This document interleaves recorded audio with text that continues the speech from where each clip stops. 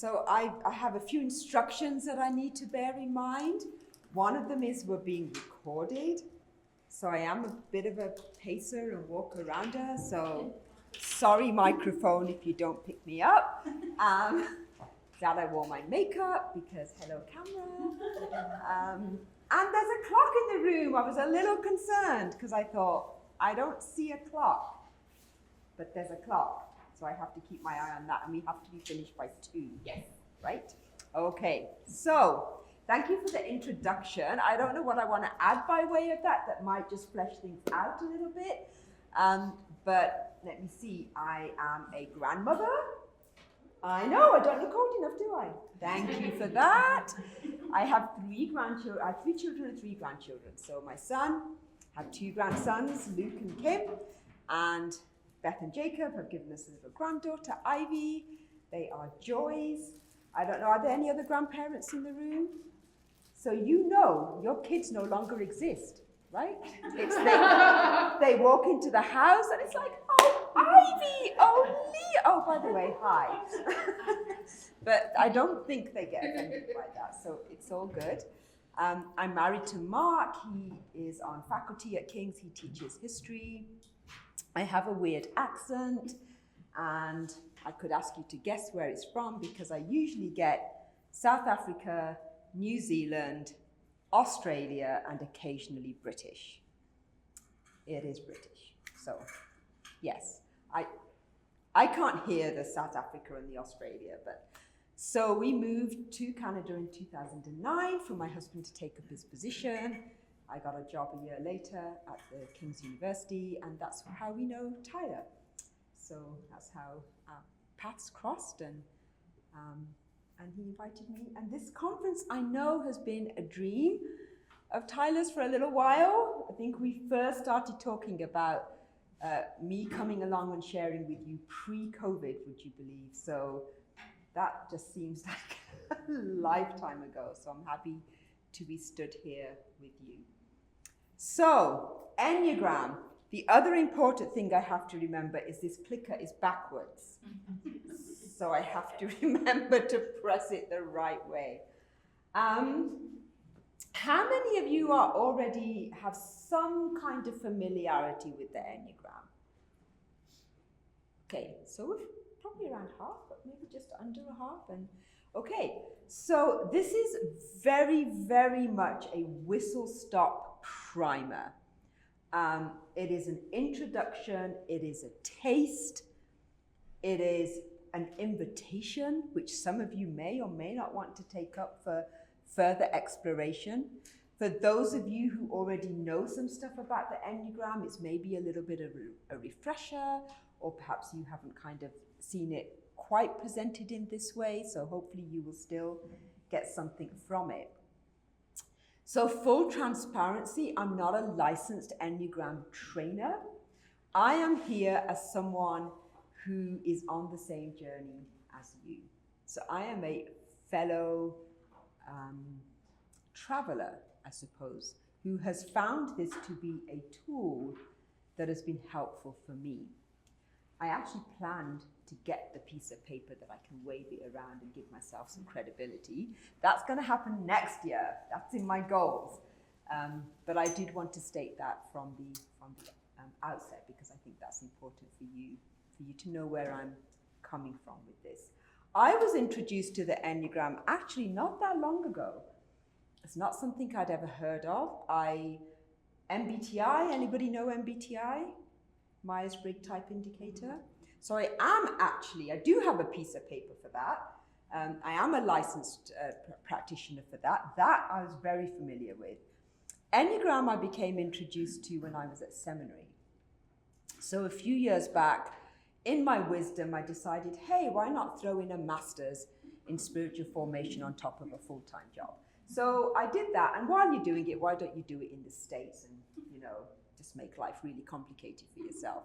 That's where I was introduced to the Enneagram and just became fascinated with this tool.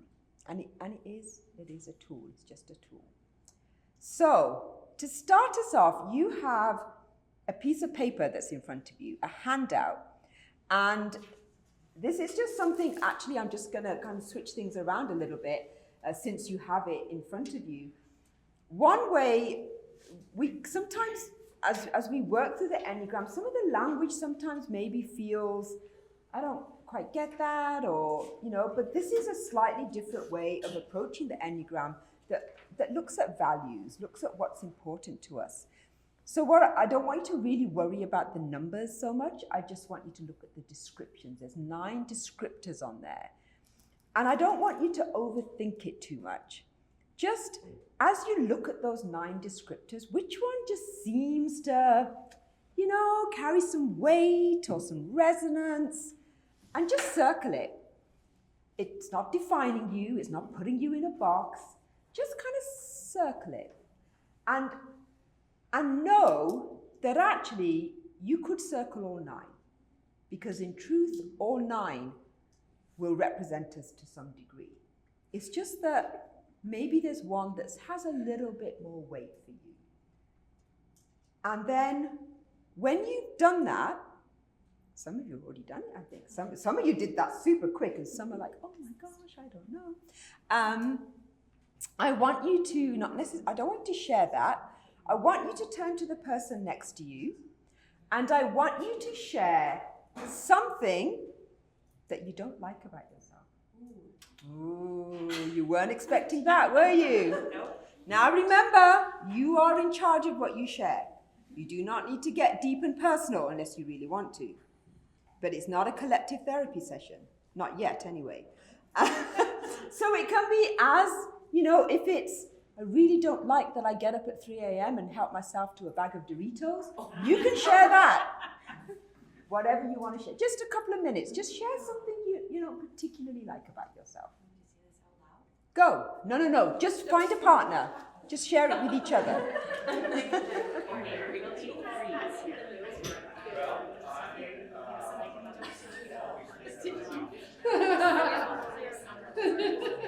I hate it.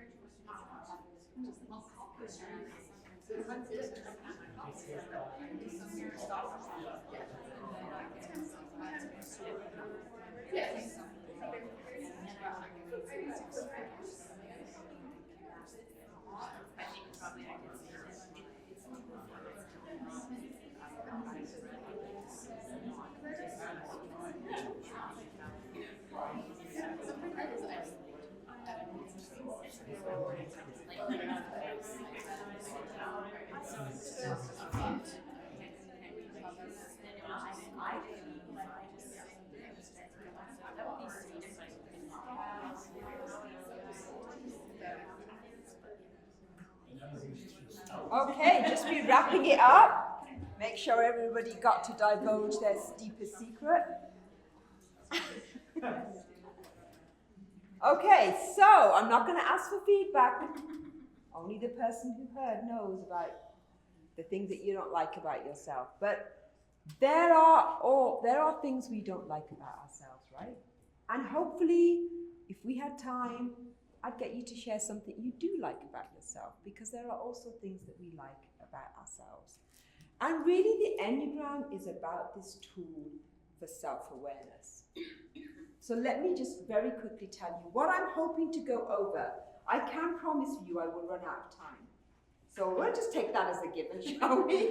There's just way too much here to cover in the time that I've got. So we'll see how we get on. An overview of the roots of the Enneagram. In truth, I'm not actually really going to share about that. I'm going to throw up a slide. We just don't have time to go into it, but I've given you a resource. If you want to know more, you can do that homework yourselves. An overall understanding of the 3 triads and stances of the 9 Enneagram types. This will all make sense to you in a moment. so don't worry about some of this language. An understanding of the various perspectives, core motivations, needs and gifts of the triads and their associated numbers. That's kind of that's what I'm going to try and cover. I did a similar session with a group of teachers not that long ago and failed miserably at covering all my material. So I tried to pare it back for today, but we will see how we get on. But I wanted to set the context and I wanted to set my orientation for today. So I have a couple of scripture verses up there which some of you may be familiar with. One is taken from Galatians that talks about the freedom that Christ has invited us into. And the second one is really about the ways in which we regard and are invited to regard other people. So it was for freedom that Christ has set us free. Stand firm then, and do not let yourselves be burdened again by a yoke of slavery. Now, obviously, there's a particular context to that verse. But I don't think I'm taking it too much out of context to say that we have been invited into a life of freedom. Whether that's to do with outward laws and the things that we use that are meant to bring us freedom, but they become snares in some way. And that we're invited into a posture of humility towards other people. That we are asked to be people who care about one another. So that's wonderful. But here's the thing. There are lots and lots of things that we are asked to live like and are invited into. And it's kind of hard, isn't it? It's kind of hard. And I don't know about you, but I fail miserably all the time to live into the things that a Christ-centered life invites us into. And so we do need help. Yes, of course, the Spirit lives within us. But guess what? The incarnation, I believe, teaches us and shows us that in our humanness, we need one another and we do need tools. And that's where I think things like Enneagram come in. And I would say that spiritual formation, which is really about becoming Christ-like, is this journey. It's this journey towards becoming Christ-like. And so what is the Enneagram? It's a tool that can help us on that journey with the help of the Spirit that resides within us. It's a tool for transformation and healthy relationships. And, to quote directly from the theme of the conference, of course, a tool for following the way of Jesus in the details of our lives. So let's get into it. What is it? This weird symbol that creeps some people out. It's not that. Whatever you might be thinking right now. What is it? So the Enneagram is this dynamic system, and it's really describing these three, and this is at its most basic level, these three ways of seeing and experiencing the world, which are known as our centers of intelligence. We have them all. The ways in which we think, the ways in which we feel, and the ways in which we act or do. There's three distinct patterns in each center. That's why you have 9 broad numbers, 9 numbers. And maybe what sets the Enneagram apart a little bit from some other things like MBTI, which I'm very, very familiar with, is that it really tries to get at what lies underneath. So our motivations, rather than simply our behaviors. So what is it that drives us? Where are we coming from? What lies behind the ways in which we think, act, and feel? And it's dynamic, and I think this is why I appreciate this tool, is that it's dynamic. It's not static, it's not fixed. It's about growth, it's about awareness, it's about noticing, it's about a journey. And then the name itself, for those of you that like to geek out on some of these things, so Ennea, Greek for 9, and gram, Greek for point. It's as simple as that, Enneagram. The 9-pointed diagram. So I told you, I'll very quickly flash up a slide on the origins of the Enneagram. Here it is. Take a picture if you want, so you can look that up later. But really, what can we say about his origins?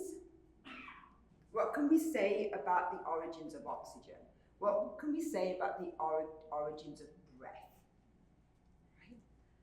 So it's a synthesis of various ancient wisdom traditions. It is not the sole preserve of Christians, right? It's about these kind of universal truths that are just out there, that seem to crop up all over the place. And so what's happened over time is that these, if you like, ancient traditions or pieces of wisdom have come together into a system that has been designed, if you like, by some folk. Some of us in a certain, depending on your tradition, Christian tradition, talk about common grace. You know, where do we see the fingerprints of God? Wherever. You know, just this sort of common grace, this evidence of God at work in our world through the ages, whether or not you believe, whether or not you're, card-carrying Christian, whatever, it's just evidence of God's grace everywhere. So that's all I'm going to say about the origins, because we just don't have time to go into that. But it's very, very easy to do that research yourself. So let's go into these centers of intelligence. So there's these 3 main centers of intelligence. And I want to keep saying that we are all of them. We all have a head, right? I'm looking around. There are no headless people in the room. We all have a head, we all have a beating heart, we all have a body. So we are all of them. But what's our go-to? What's our dominant? Where do we live? And so there's the body center, which is, sometimes called the gut, the doing center, the instinctual center. There's the heart center, which we can think of as the feeling center, the seat of emotions and feelings. And then there's the head center, which is the thinking center.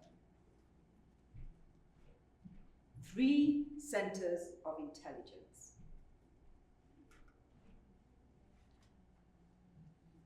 And then, as human beings, there's 3 basic needs, broadly.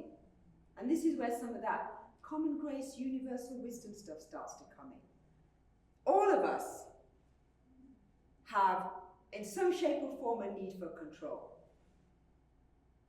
All of us, in some shape or form, have a need for approval and belonging. And all of us, in some shape or form, have a need for safety and security.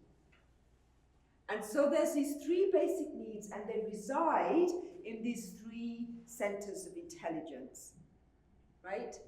So the body center, you've got the need for control. The heart center, the need for approval and belonging. And the thinking head center, the need for safety and security.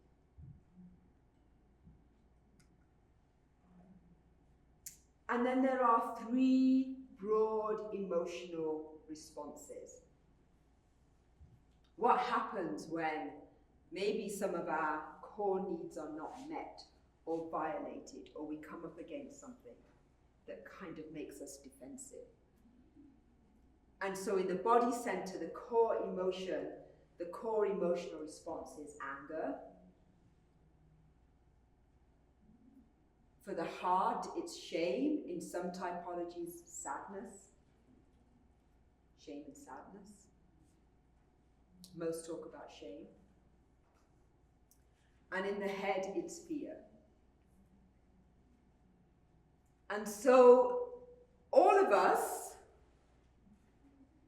will circle all of those at various times, but there's there's a center that's predominant. And what you're doing today, as I said, this is really just a primer. Some of you might. I have when I did this not that long ago, there were definitely some nods from people like, that's me, right? But for most people, it's really, you're just looking for clues. Don't go out today thinking like, oh, I know who I am. Plus, like, this is a tool, so it doesn't know who you are, right? It's just going to help to explain some things. So you've got these triads, so these three basic emotional responses. And so if we just take an example, it's not saying that people that are in the body center are just angry people going around being angry all the time. Actually, it's not that at all. It's saying that that's a core emotional response. And for some people, it's about repressing that, right? It's just that the anger is there, but you might just spend all your time repressing it. So don't think that this means that, oh yeah, well, I've got you sorted then because you're always angry, right? This is why we can't just go by behaviors. We have to know what lies underneath. So let's have a quick kind of bird's eye view of the triads. And as we go through this, just be looking for some clues. And it is okay to be confused. It's okay to have lots of question marks. And the other thing I would say is that you may also have a slightly defensive posture when you hear some of this, or at least, if not defensive, discomfort. A bit of squirming in your seat, right? Because ooh, ouch. And that is a good thing. Actually, that's a good thing. Because what the Enneagram does, it points to some stuff.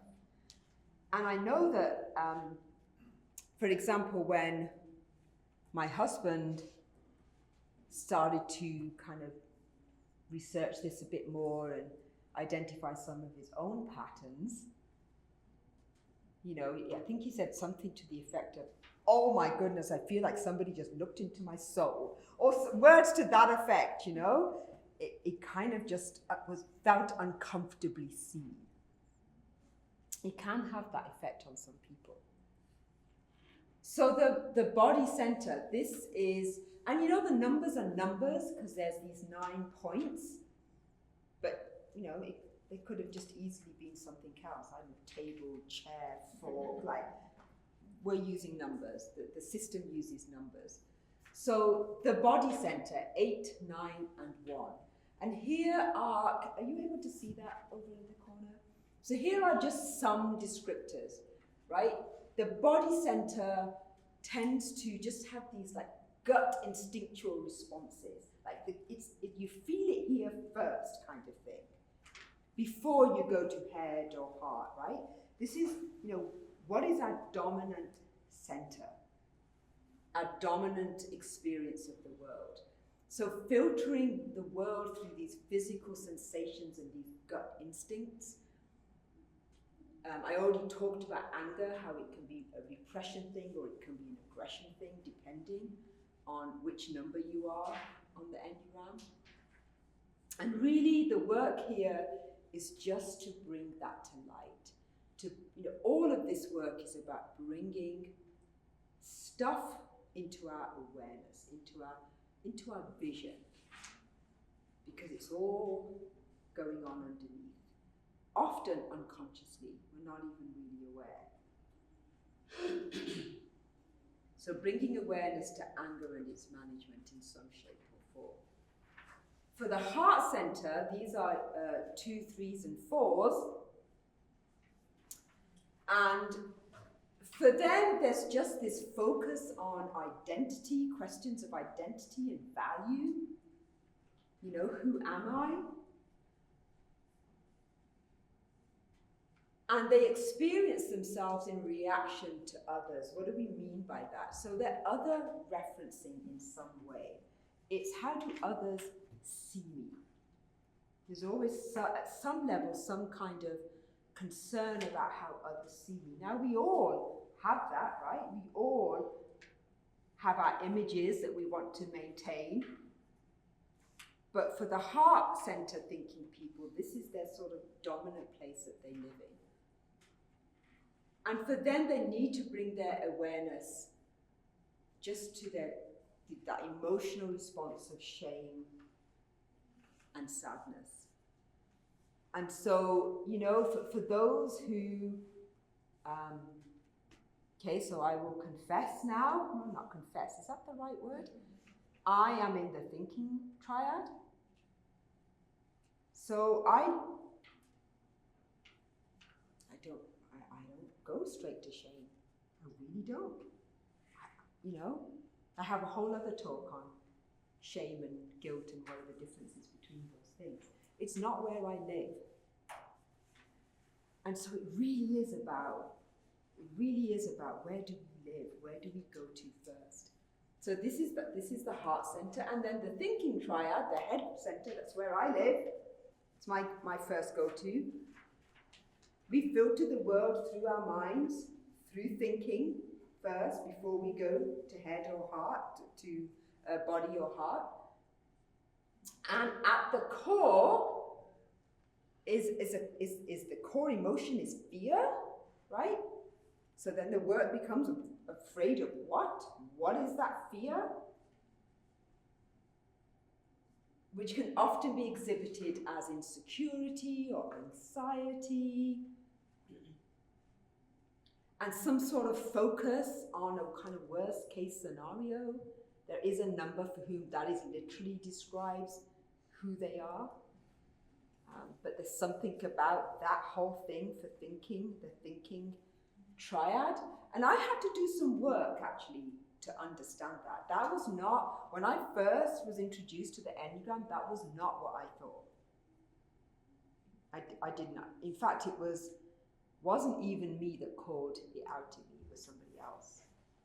And then it was, oh my gosh, you're right. But this is what I mean by this is just a primer invitation. It's actually a lot of work. A lot of deep thinking. So what are some of these core fears? I talked about motivations. I talked about what's going on underneath.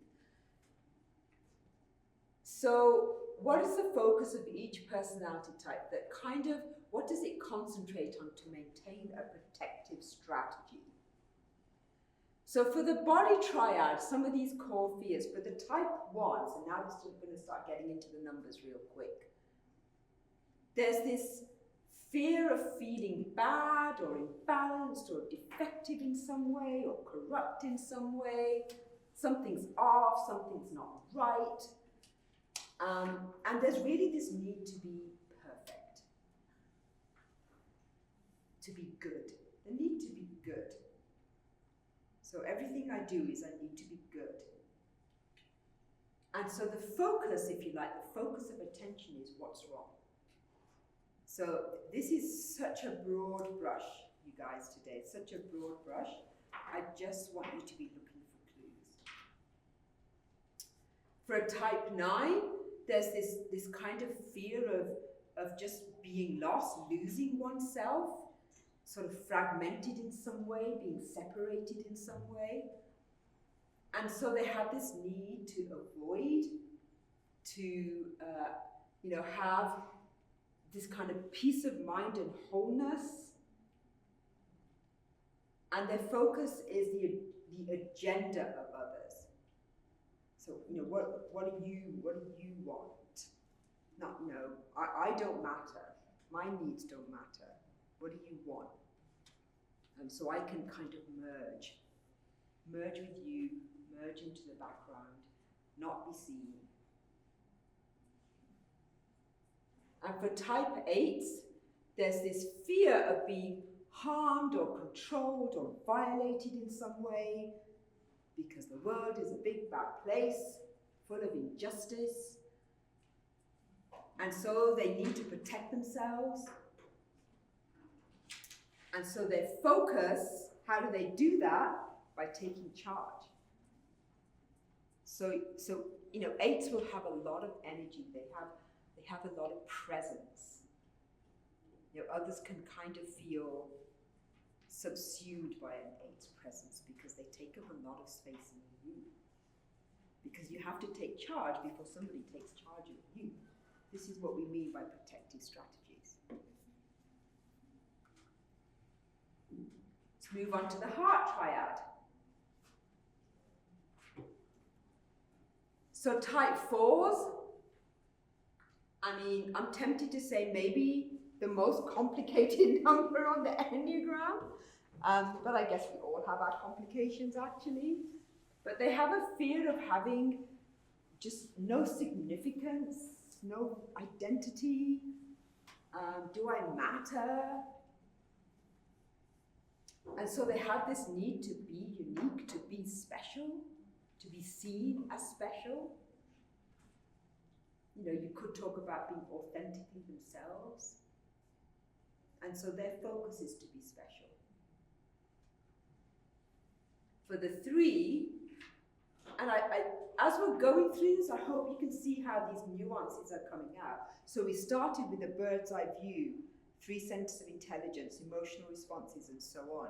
And now they are going to look different in each of those triads.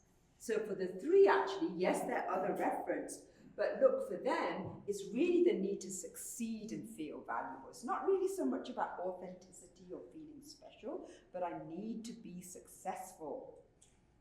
And so it's all about image. How do others see me in terms of what I do and my image? And so how do you do that? It's about what I do and not who I am. So tasks and goals, because that's all about doing, right? And all about success when you achieve those things. For a type 2, it really is underneath it all. They're known as the givers on the Enneagram. It really is about this fear of being unloved. You know, I give and I love you because I need you to love me. And that's how I'm going to get your love. So it's this need to be needed. And the focus there is on the needs of others.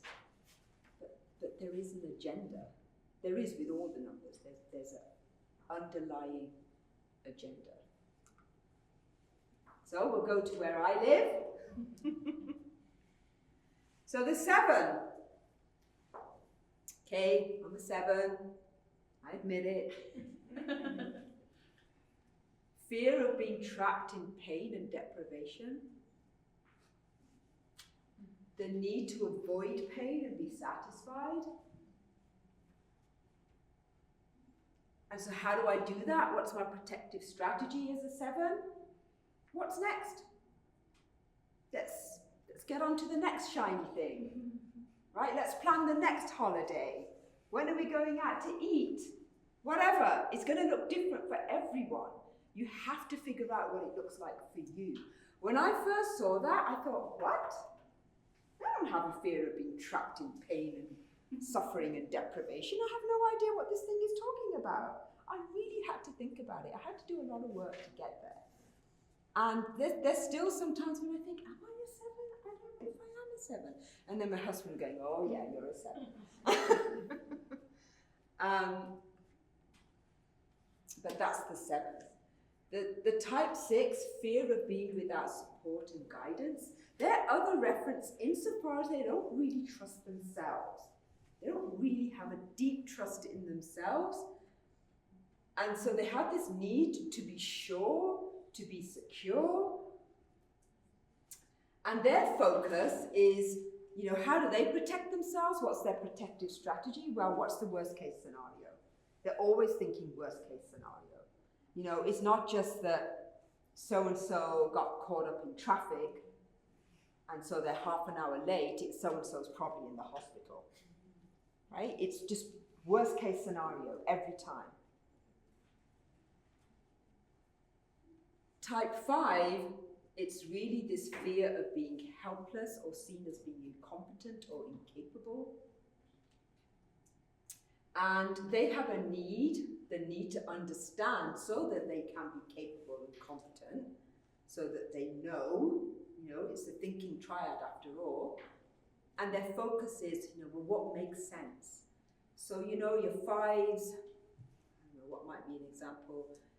They're the people that if they're going to buy a car, they're going to research it for a year first, right?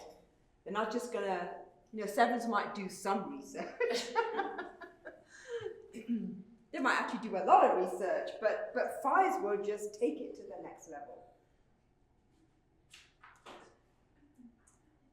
So, how are we doing for time? There is bad news, but there is good news coming. But let's get the bad news out of the way. So in the Enneagram, we talk about core passions. Now, passion in the Christian tradition, what we're talking about when we talk about passion, we're not talking about the common understanding of the word passion as we use it today. When we talk about passion, we're talking about living your dreams or something you're really enthusiastic about or that you love to do. That's not the traditional Christian understanding of the word passion. What we're talking about here, that the Enneagram picks up on this language, it's really about sin. It's our core vices. Right? It's the ways in which we miss the mark, which is the Greek terminology for sin, is missing the mark. So for the body triad, so your type 1, 9, and 8, I just want you to kind of focus on the things that I've highlighted in the different color versus the white, just for time's sake. Those of you that are quick skim readers can skim read the rest, but for ones, it's really about anger.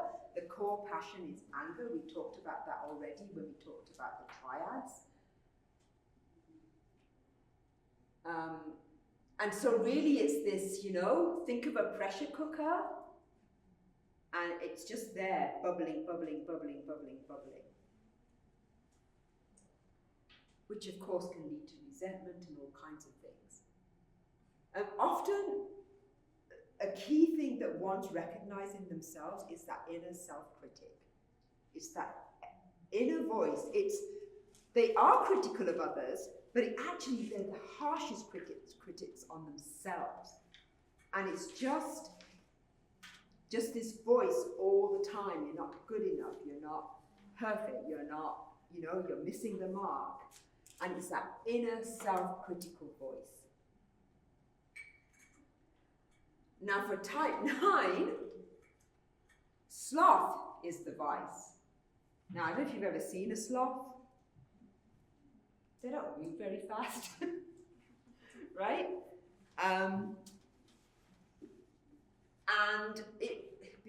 Why sloth? Some of the language sometimes can be very off-putting. Nobody wants to be called a sloth. But think about it, you're a sloth. What does that usually look like? You're like sitting on the sofa, it's just this sort of, it's a self-forgetting. That's what it's talking about. It's a self-forgetting, right? So it's like if I say to you, hey, come into my house for dinner. I'd love to cook you your favorite meal. What would you like? And the 9 is like, I don't know, anything, right? Anything, because they genuinely, I don't want to impose in any way. I don't want to state a preference. I'm sorry, are you a 9? Yes. Sorry, no, I have no idea. Oh my gosh, I did not mean to pick on you. I genuinely have no idea. But right, they don't want to, and you're kind of thinking, just pick something. I genuinely want to make something you would like. But it's just, I want to disappear. I want to harmonize. I don't want to put anyone to any trouble. I want to merge, avoid conflict, right? Avoidance. For a type 8, it's the opposite actually in a way. It's lust. Now what do we mean by lust?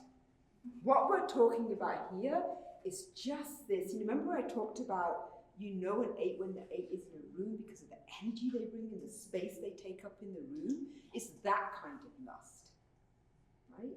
It's this high intensity energy, just this, everything's just big. Big, big, big, big, big. And so, of course, you know, that can translate into some of these behaviors, but what they're doing is they self-protect by building walls.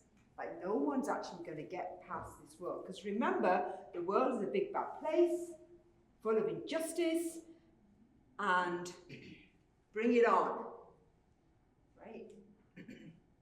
You kind of want an 8 in your corner if you want to advocate. Now for the heart triad, so your type 4, 3s, and 2s, you're looking at envy, deceit, and pride. Whoa, anybody feeling uncomfortable yet? So envy for the 4, what do we talk about when we talk about envy for the 4? It's really just this, you know, envy is different from jealousy. Envy is about this kind of just deep longing, right? Because something's missing, and there's a deep longing, and you're envious for other people's lives and what they have going on. You just have this sense of abandonment and longing for all that can be. And so then there's these feelings of constant inadequacy because I'm not, there's just something missing. And for the 3, it's deceit. This one's a little easier to understand. Deceit in the sense of wearing a mask. Now we all wear masks, right? But for the 3, this is where they live behind a mask. Because remember, it's all about success and achievement and doing. And that's how I get my worth. And so it's about wearing a mask, it's about image management. They don't actually know. You take the mask down, I don't know who I am without my achievements and my accomplishments. That's why it's deceit. You're deceiving yourself. And for type 2s do not like to be called prideful. Well, nobody likes to be called any of them, to be honest, but ouch, pride? Really? Because type 2s are so nice. They're always giving. They're the givers on the Enneagram. You know, they're your potluck people. They will do anything for you. But what's really going on here? Because, you know, if I meet your needs, you're going to meet mine, but I'm never going to tell you what my needs are. You got to guess them. You got to figure it out, because I don't have any needs. I'm all about others and giving to others, right? 2s can be so frustrating. They're so frustrating to help because they always want to be the helpers. So there's actually pride with that. And the bad news for my type, my triad, so for the 7s, it's gluttony. Ooh, do not like that description for myself. What is this really about? It's gluttony in the sense of kind of just always needing more, always needing options. If you go to a restaurant, I don't just want one thing on the menu, I want to try it all. I want to try a bit of everything.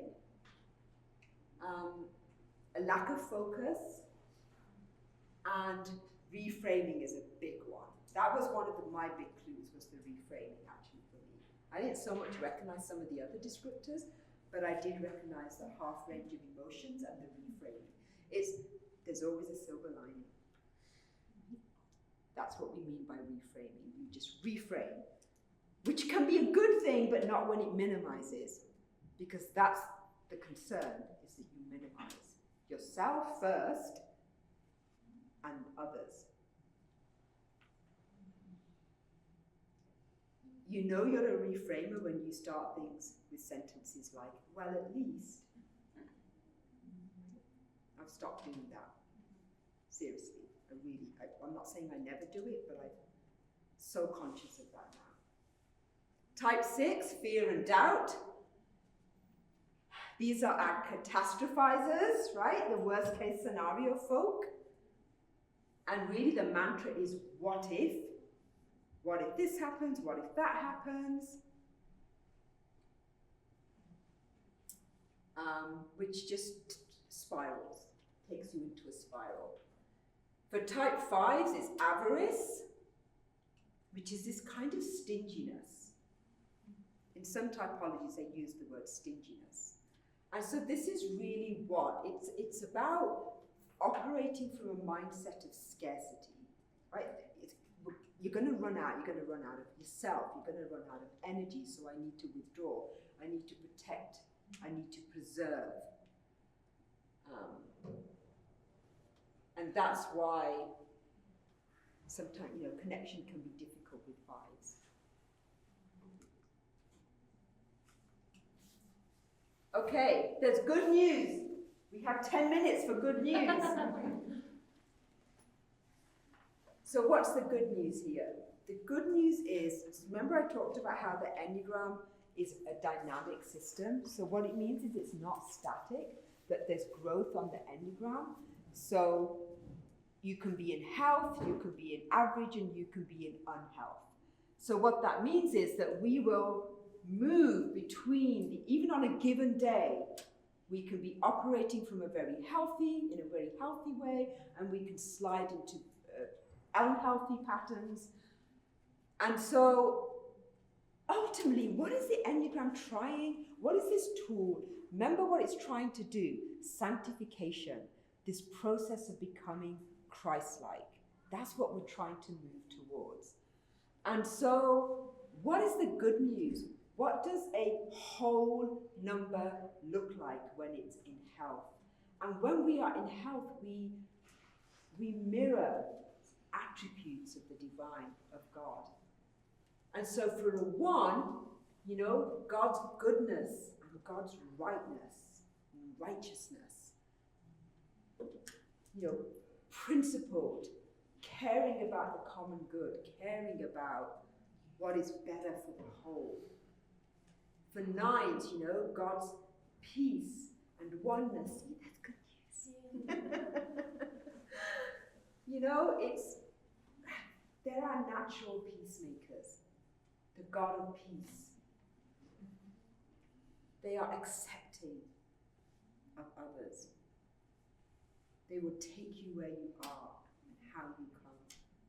For 8s, God's power and protection. We all need some of God's power and protection in our lives, don't we? So 8s at their best, that's what they're about. When they're healthy, they are mirroring God's power and protective attributes.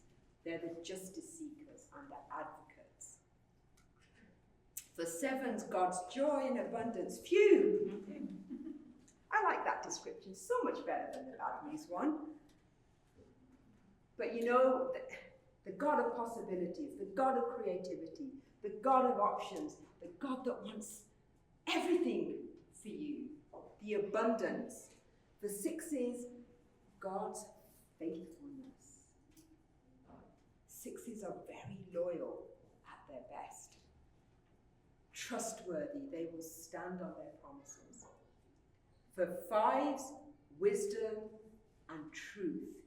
5s, they have this insight, this ability to see. They're observant.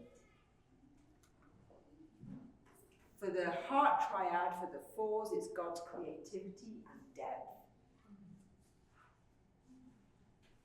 For type 3s, remember the bad news was that all about image, but at their best, God's hope and radiance. They're future orientated, they are visionaries, what can be. And for 2s, God's unconditional love and care. We often talk about our relationship, right, with Jesus. These are our truly relational people, hospitable and generous. This is a lot of words, but this is kind of like the sanctification process. In a diagram, you have I know that you've been hearing about the true self and the false self, but the gifted true self. So if we take type 9 at the top there, or take type 7 if I talk about myself, the gifted true self, joyful, the passion, remember the sin or the vice of the false self, gluttony, and then the grace or the way back to who I was always meant to be is sobriety. And so you can see what that looks like for each of the numbers.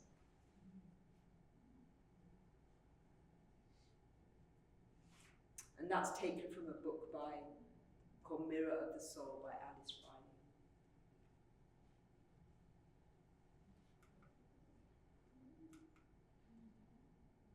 So I wanted to leave with this. There was a pop song that went around not long ago. I don't know if any of you know it, but all the way through is kind of complicated. I won't sing it. But it has a refrain that says, it's kind of complicated. It's kind of complicated, you guys. The Enneagram, like I said, this was a primer. In truth, there's actually 27 types, because every single number has 3 underneath it, which are called subtypes. That's a whole other dimension. And sometimes when it's difficult to know, well, I'm so confused because I could be this and I could be that and I resonate with the other. Sometimes it's because the subtypes make a big difference to what it looks like for us. There's wings as well. These are the numbers that are either side of us that flavor us, if I can put it like that. There's stress, there's health, there's so much to this dynamic system. But I hope that what today has done is simply given you an idea of a kind of broad brush of the Enneagram, and if you want to use it as a tool, the ways in which it can be a tool. Ultimately, why? So we can move in this world in the ways that we were designed to move in this world, so that we can move towards being Christ-like. And I don't know if it's good news or bad news, but it will take us our entire lives. And even then, we're not quite going to get there, are we? But that shouldn't stop us, with the help of God's Spirit, to do all that we can, sitting in the grace of God's transformative work, to move towards who we were always meant to be. For me, not to live in gluttony and all that that looks like in terms of the Enneagram descriptors, but to be content, to be satisfied, to be present to what is in front of me. Those are some of the practices that I have needed to cultivate in my life, so that we can live in health. And for each of you, for each of us, the path is going to look different. That's all I got. And I'm really proud of myself. We have 2 minutes. Yeah, 4 minutes. 4 minutes? Oh my gosh! So if you go back to that piece of paper that you had in front of you, as I said, that is another way of talking about the Enneagram, is to think about values. Sometimes that language just resonates with some people better. But in light of some of the things that I've shared, I wonder, just go back to that piece of paper. Does it make a difference to what you circled? Do you still have question marks everywhere?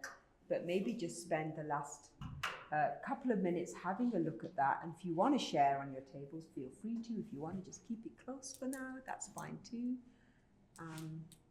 But that's where we'll end the formal part of this afternoon. Thank you.